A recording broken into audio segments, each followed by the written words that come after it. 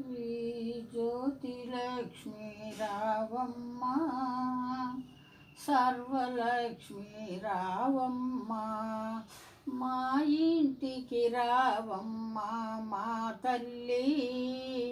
చిలకల గూటిలో నీ ఉండి సిరి సంపదలు మాకిచ్చి, పలకల గూటిలో నీ ఉండి పాడి పంటలు మాకిచ్చి, ముత్యాల గూటిలో నీ ఉండి ముత్తైదు తనము మాకిచ్చి, హంసల గూటిలో నీ ఉండి ఐదో తనము మాకిచ్చి, సర్వదా కాసి రక్షించవే మా ఇంటి జ్యోతి లక్ష్మి.